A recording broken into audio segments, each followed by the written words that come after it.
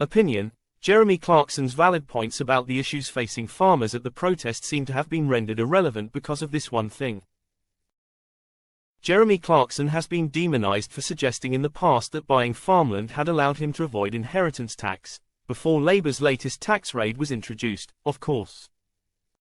Yet how many of those calling him out for finding a legal loophole would do the same themselves if they came into wealth on his scale?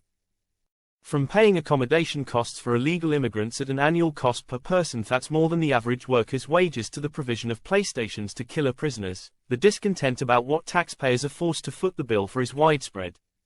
Meanwhile, there have been catastrophic failures in the NHS, from jaw-dropping waits to see a doctor to the refusal to provide various life-prolonging cancer drugs as they are too expensive.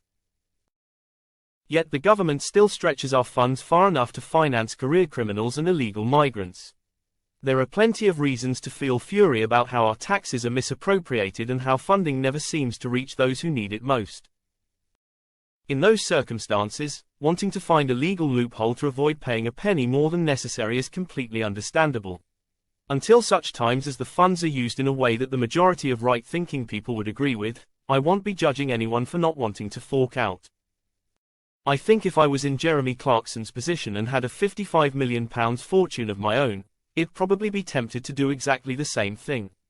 I'd be willing to bet many of those expressing mock outrage and indignation over it would too.